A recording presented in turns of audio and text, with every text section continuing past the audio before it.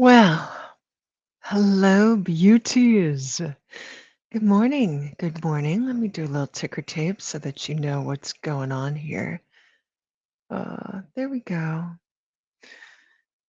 Welcome. Welcome, replay watchers. Hey, crickets. Hey. Hey, crickets. Just really want to say hey to the crickets. Um, the cricks.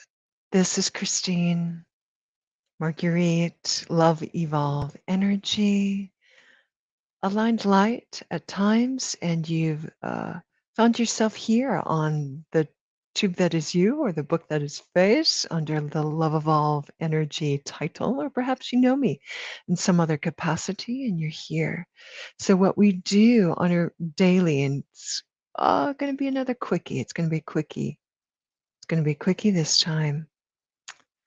Uh, Sorry, there's stuff happening in my house, and so it's a little bit distracting. All I want to say is I just do some accountability here and chat a bit and see what's going on with the everything. Let's see if we can give me more light. Yeah, maybe that's a little bit better. Yeah, you don't mind that, do you? No.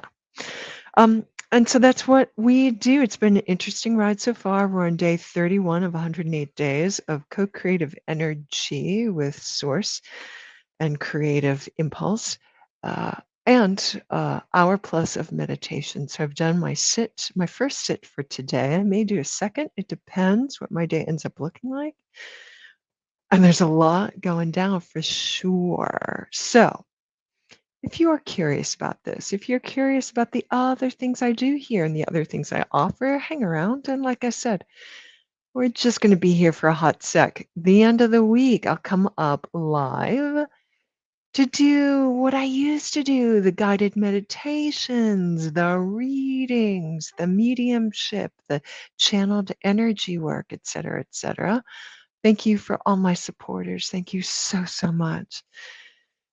I just feel such glee and delight when I connect and reconnect with you again and again and again. So that's what we're doing today. We're going to take a tiny 60-second break, and I'll catch you back here in a minute, and we'll just dive in.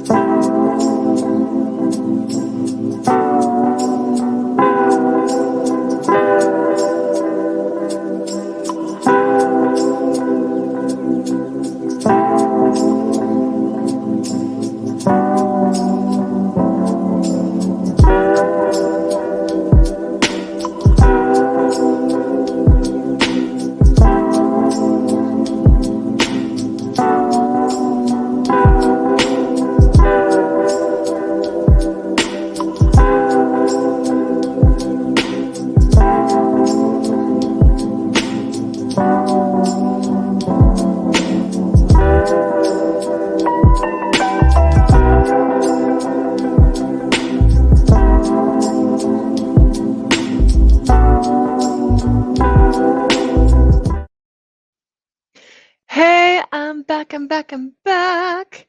I have a secondary device and I'm turning the audio way down on it.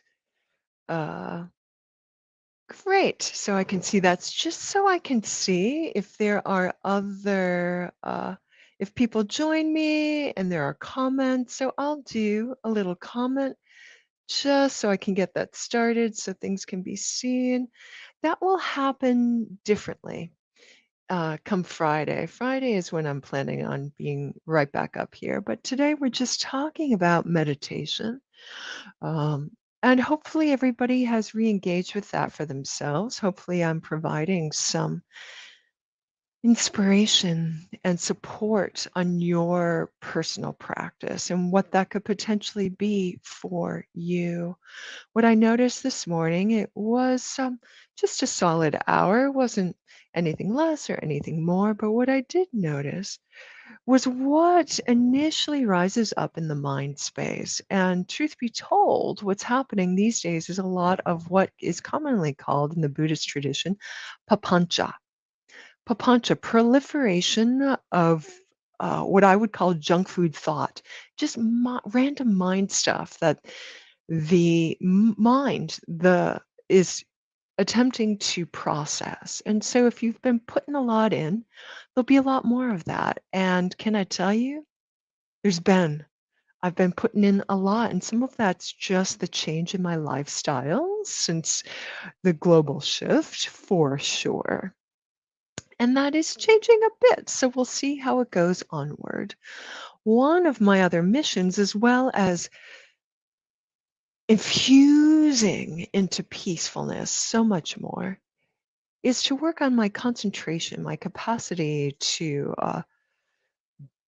concentrate for longer in periods. So if you are working within the yoga tradition, particularly Patanjali's Yoga Sutras. So if you are a modern yogi, this is pretty much what you're working with and what you're being trained in some capacity, unless you're in the Kundalini vein or some other yoga vein, you may or may not look at these things.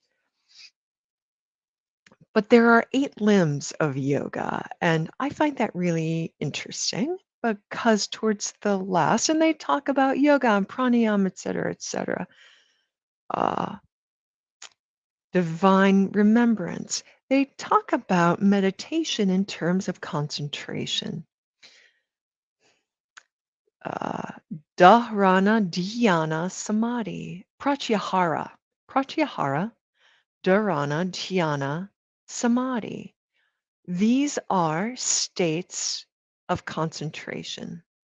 Maybe I ought to write them down. I'll write them down in a minute. Uh, and so because in my early years, and I'm still a yogi, although I don't teach as much anymore, uh, none since I moved to this new place, although I do practice fairly regularly. It's something I was steeped in and something I was trained in to the point that I know those 4 Sanskrit words, and we'll break them down just a minute.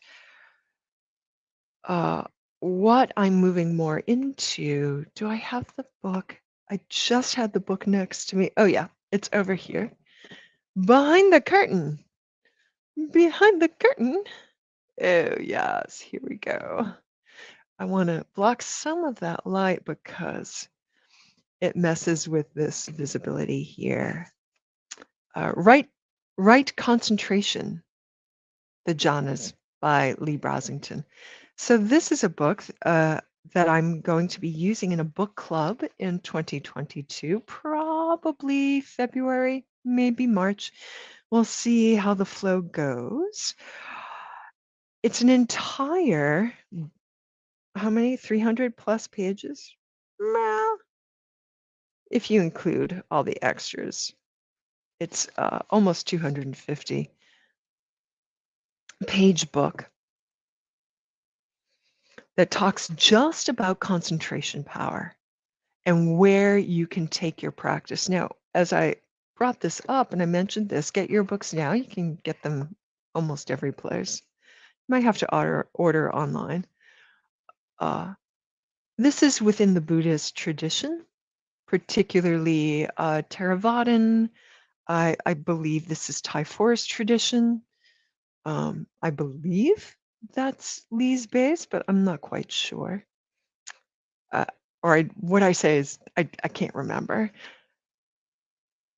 So that looks pretty much at the samadhis, the states of jhana, the jhana practice, and the jhanas. There are multiple jhanas. You might call those uh, abodes of bliss, abodes of peace, or samadhis. The precursor, which is what I'm still working on and had glimpses of, though until I really make it through a lot of this papancha that is kicked up by the shadow work cut from the inside out and the external environment influences from the outside in. Pardon me. Moving into what is called access concentration in the Buddhist tradition. and mentioned in here. It's a precursor to the jhanas.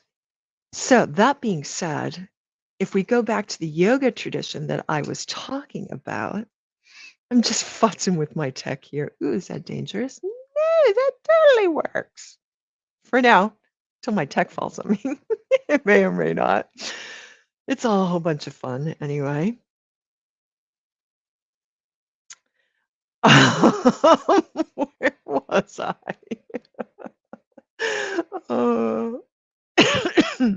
I'm looking at the back of my morning here. Pratyahara, Dharana, Dhyana. Those three words, and we'll talk about them in a minute, pretty much describe access concentration in the Buddhist tradition. So Pratyahara in the yoga tradition, and we're taking from Patanjali's Yoga Sutras, and these are the last four of the eight limbs. Pratyahara simply means awareness of sense gates drawn inward. Now, let me stop there for a minute because 3 months ago, I did an entire weekend online meditation retreat just on this and how it can really afford you a break and a little distance, a little wedge between the chaos of the mental body and the emotional body, for sure. Bodies, koshas in the yoga tradition. Pratyahara, inward turning of the sense gates. Normally, as a human, you march around the planet and your senses are turned externally. Right now, I see light, I see shape, I see things I can name, concepts like a computer, laptop, pendulum, phone, clock, etc., bells, Eiffel Tower sculpture, etc. Fire sculpture. Let me show you a fire sculpture. It's kind of up these days, so let me just share that with you. Is she not gorgeous? Blocks. Oh, I love that. No, I'm not a fire sign. I'm not a fire sign. Although I do have a lot of fire in my chart. Pratyahara, those sense gates that are seeing externally, that are hearing externally, feeling the body. I can touch things. I can touch myself externally. Don't go there, guys. Just don't go there. Scent, smell, taste, all these ways that we navigate the world, our world, the planet on which we find ourselves in a body. And yay, the body is a sensing unit. It is all sense gates. Those sense gates can be turned inward. So that leads to, in some ways, awareness of mind. If you turn in the here into internal sound, internal talk, music, tones, etc. Sight, internal image, whether it's movie or amorphous colors, shapes, those two things internally activated within the mind space. And in Buddhist tradition, it's one of the basics. After you have all this external awareness of the body and the breath and the emotions, which would be sense gates, what I call and my teacher calls feeling internally. The internal feels is your emotional body, pratyahara within the sense gate of feel, out and in. And the same with all of them and I can unpack this forever. Go to my podia. It's listed. It's listed in the thing. And the entire, not the entire, many aspects of the retreat, a lot of the teachings and some of the guideds are you can purchase for a small amount on my podia. Podia.com/love evolve energy. Go to classes and retreats, and it's there. And you can have it And I talk about it endlessly. I go through it and some discussions endlessly. Pratyahara, turning the sense gates inward. Dharana dhyana, dharana dhyana, dharana, dharana. Once the sense gates are turned in, how long can your concentrated awareness stay? A gentle staying within this internal space. Early stages of meditation, if you're aware of breath, for example, which is not inward, that's an outward, even though it happens in an internal organ system, the cardiovascular system, the cardio aspect of the vascular, of that system of the body. Yeah, I'm an anatomist too, so I know some of these things.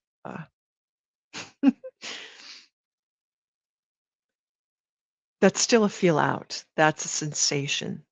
That is not emotional, although there may be a emotional bleed throughs and attachments there. It's a physical sensation. Anyway, what I was saying, if you rest on the breath, you could get distracted by other sense gates and other things activating your habitual craziness. Let's navigate the world so we don't get eaten by a dinosaur patterns. Still with us today. So much fun. It's what makes life exciting and interesting. Pratyahara, you turn it inward and you begin to gently stay there. Dharana is the practice of returning again and again every time you get distracted from the external environment, turning it in. And eventually, within that stage, you've rested upon some particular chosen event or object of concentration. Is it your breath?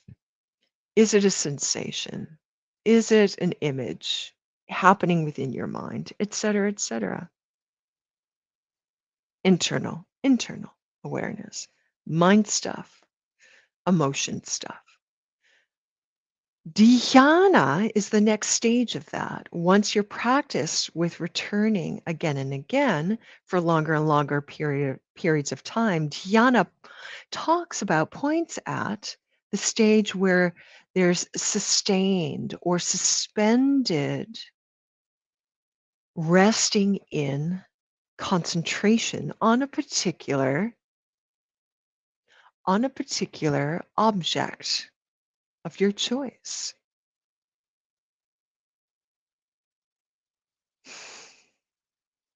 For 20 minutes, 15 at the beginning, 20 minutes, 30 minutes, as you go on to 30 minutes to an hour of just resting, percentage wise, a high percentage of your awareness resting in your chosen object of concentration, that is a state of dhyana.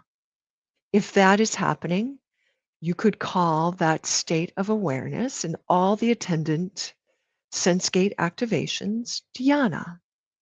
That leads to sustained, its progression, sustained dhyana leads into samadhis. Within the jhana practice, it leads into jhanas. So, dhyana is the last stage of access concentration. Hey, Amy, how's it going, lady? Access concentration. The last stage of access concentration is dhyana. So, pratyahara, awarenesses, sense gates turned inwards. Dharana, the next stage of access concentration, sustained. Continually sustaining, practicing sustained concentration. Dhyana, the sustained concentration, sustained and attendant sensations. That's your access concentration, precursor to samadhi, precursor to jhanas, precursors. The samadhis, the jhanas, are known as I'm going to use the little quotes, bliss states. Sukha may or may not be blissful, may or may not. It depends on what's happening with your other concentration practices and your insight practices, your discernment practices. And how attached are you to what these sensations are? If you have a high state of concentration, access concentration, plus equanimity skills, everything is bliss. All sensation is a delight and movement of the senses inward. Those open doors to deeper and deeper and deeper samadhis. This is everything we're going to talk about in February and March when we do our book club on the jhanas, with the jhanas. And so,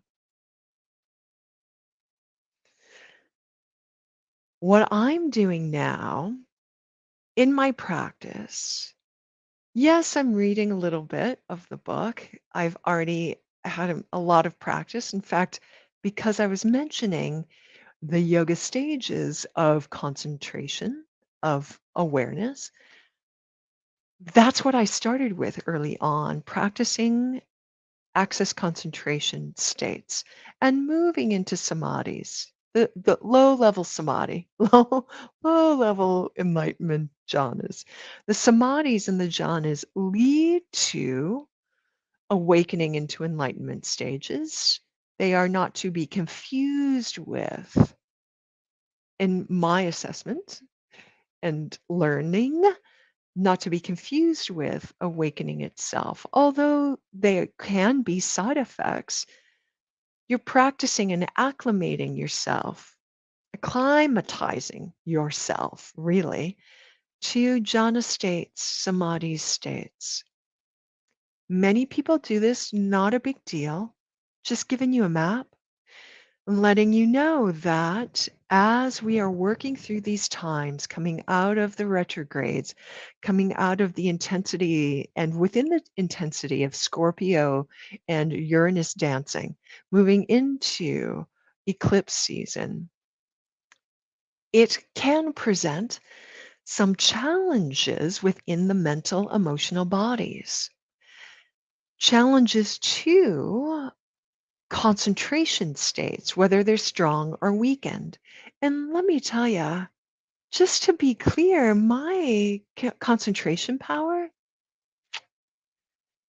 it's okay. It's not like it used to be 20 years ago. Makes me sound like a flippin' old lady, dude. Um, not an old lady, dude. Although there's an inner 13-year-old boy in my brain, for sure. Dude, my South Park self. It's not that strong these days. My concentration power needs some work, and I've known this because of all the upheaval.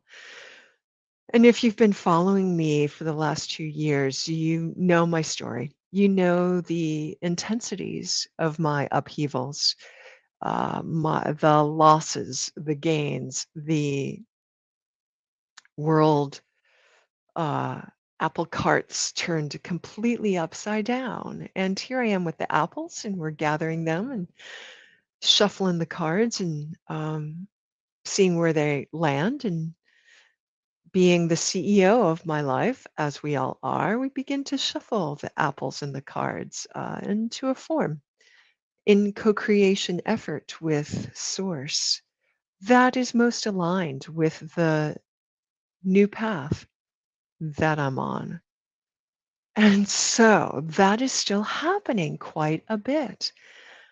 There have been so many up levels and upgrades and more of this alignment with the highest potential of path, shall we say, for me. So that means this other stuff has to go. It's got to go. It's got to go, peeps. It's got to go. And so it's going. I'm not ignoring. I'm allowing it to flow and moving into concentration bliss states.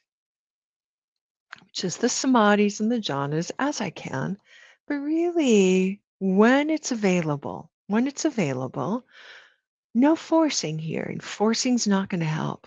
It's not a good pattern to have if you want full on expansion. Just saying, it's a pattern that will thwart you. Historically, uh, just saying, go with intention and go gentle into that dark night if that's what you're going through. I don't know. So, if you want to hear about dark night clarity and stuff, I think that last month I talked about that quite a bit. Go back, listen there on my Book That Is Face page. I don't think I put that on the Tube That Is You, though I may have. I'm not sure anymore. Anyway, so that's what's happening. That's what's happening. I'm reflecting on and have access to today, little bit yesterday and today, the capacity to move into access concentration just a bit, just small tastes, which means I'm not full on in dhyana. I know I'm using all this lingo, but hopefully you're quick of mind and you're catching up here, or you have some familiarity with these words already. So I'm riding the raft and looking for those moments of calm concentration, calm concentrated moments, and allowing enough space for the other stuff to flow, which is its own flavor of concentration, its own bird's eye view, backing up and allowing the flows of the mental body and the emotional body release. That's what my meditation practice looks like now. That's what it looks like. This is a good reminder for all of us that have been meditating for many, many years, decades perhaps. Just because you move into stream entry, into jhanas and samadhis at a higher level at certain peak moments of your practice, there are still aspects of self that need processing.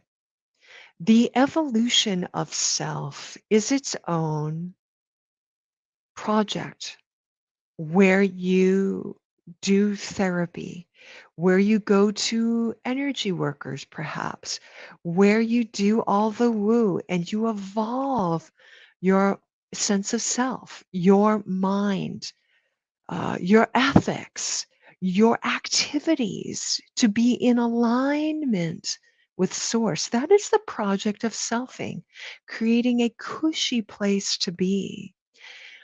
That evolution, because it is based in life itself, duality of self and other, never ends. That does not end.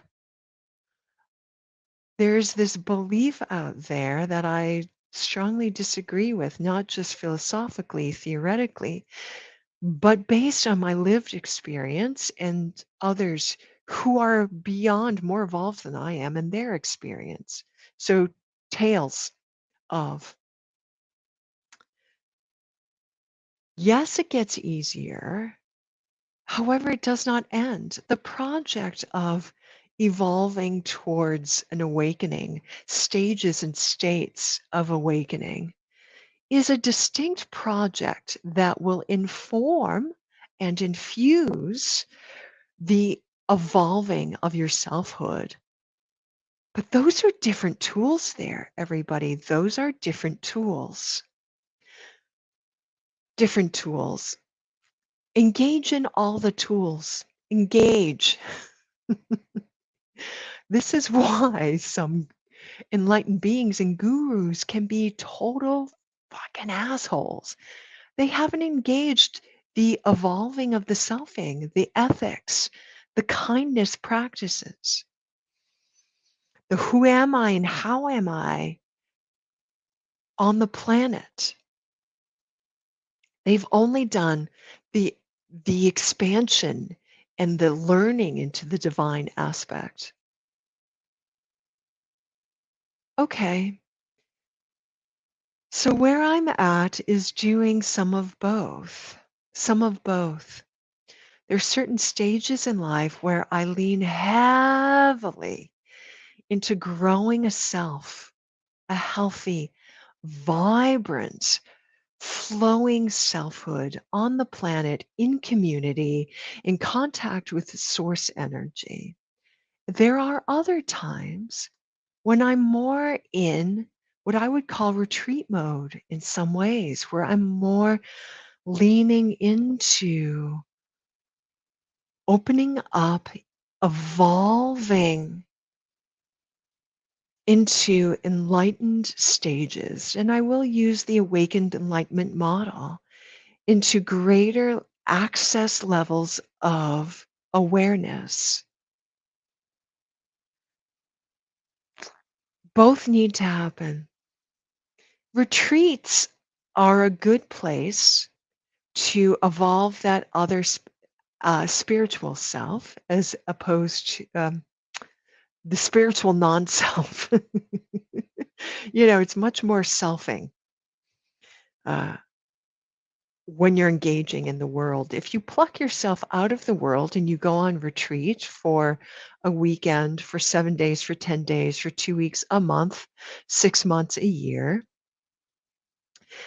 and spend a greater percentage of your time using these other practices, leaning into the other practices of non-dual awareness, that's where you'll grow in that aspect. So you make your choices. Both are awesome. Both are helpful.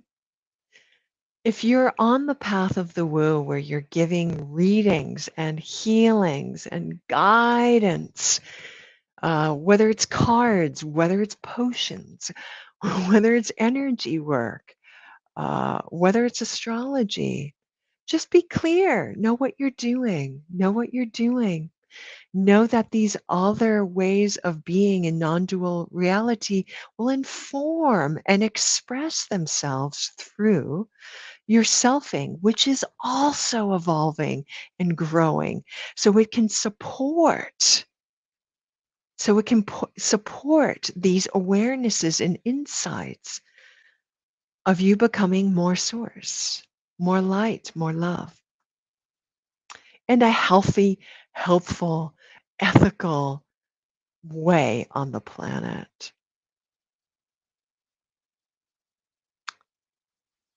That's all I have to say about that today. I'm really digging and vibing on that.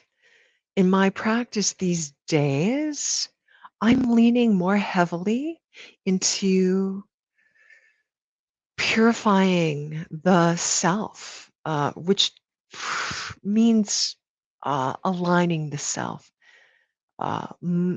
clarifying the self, creating a comfy nest.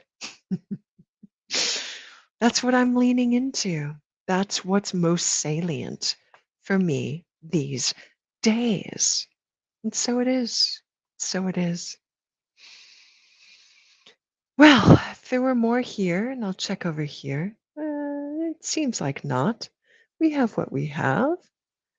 Huh? Amy, in all her awesomeness. Thanks for saying hey, lady. And I'll move on with my day. Because I'm also on intuitive TV with, what's it called? Intuitive consulting. Um, I have to look up the name. Not there. Where are you? Intuitive Lifestyle Consulting. I'm on Intuitive TV and Intuitive Lifestyle Consulting. And because that is a much larger platform,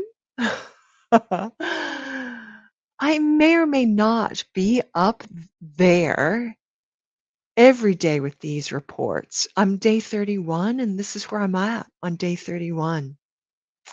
I'll be back here on Friday morning, 10 a.m., to explore Love Evolve Energy's expression into the Love Evolve go for it group, whatever. So we'll move back into guided meditations and energy scans and energy work and intuitive readings. And I have my cadre of cards right over to my left over here. And so maybe there'll be some card pulls. We'll see who shows up. If anybody needs some of my offerings, we'll see. That's what will happen on Fridays. It may be every other. I'll let you know how it goes.